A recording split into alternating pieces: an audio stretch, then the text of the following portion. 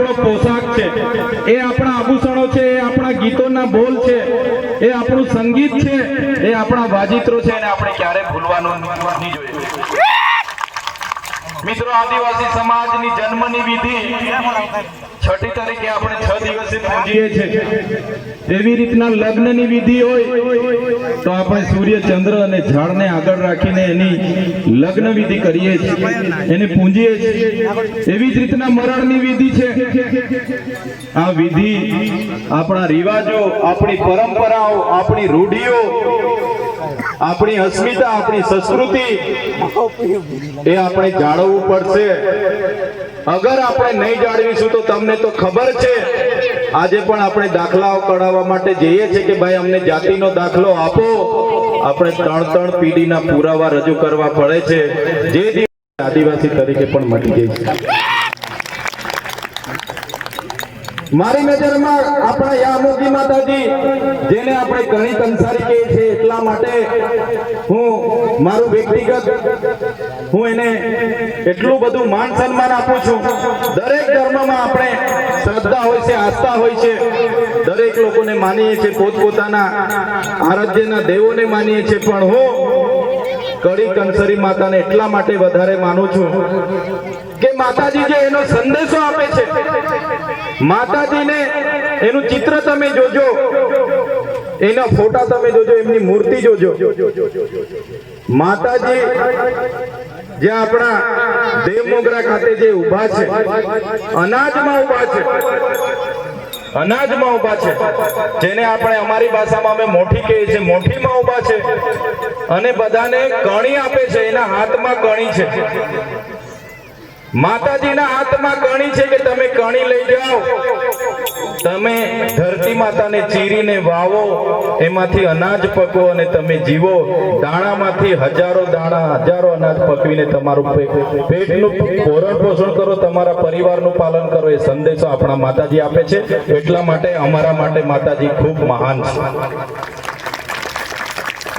માત્ર માતાજી એના પરથી એમના ઉપદેશો આપણે લેવા પડશે।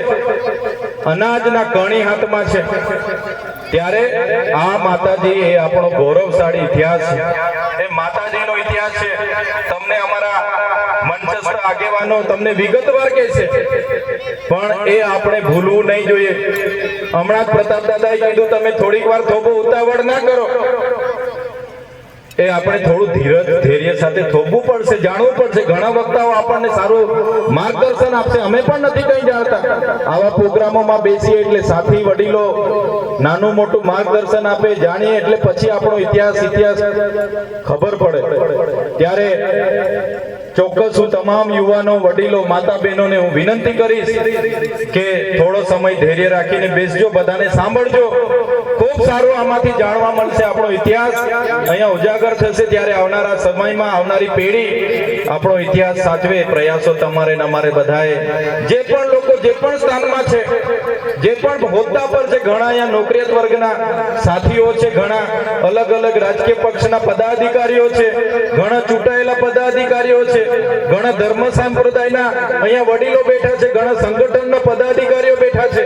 જે પણ લોકો જ્યાં પણ છે ત્યાં રહીને પોતાની પ્રયાસો એમણે કરવાના છે। આપણી સંસ્કૃતિ આપણે કઈ રીતના બચાવીએ તો જ આવનારા દિવસોમાં આપણે બધા બચી શકીશું।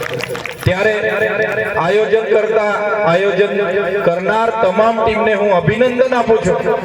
ખૂબ સારું આયોજન કર્યું છે, પણ જે રીતના પ્રતાપ દાદાએ કીધું કે જ્યાં સાચી વાત કહેવાની હોય, સાચું સાંભળવાનું હોય, તો આપણા લોકો અડધા કલાકમાં કંટાળીને ઊભા થઈને નીકળી જાય, પણ અહીંયા જ કોઈ બેન્ડ આવી જાય કે કોઈ સોંગડિયા પાર્ટી ચાલુ થઈ જાય તો સવારે 5 વાગે બી કહેશે કે ભાઈ તમે ચાલુ રાખો, અમારે હજુ જોવું છે, હજુ સાંભળવું છે, હજુ નાચવું છે।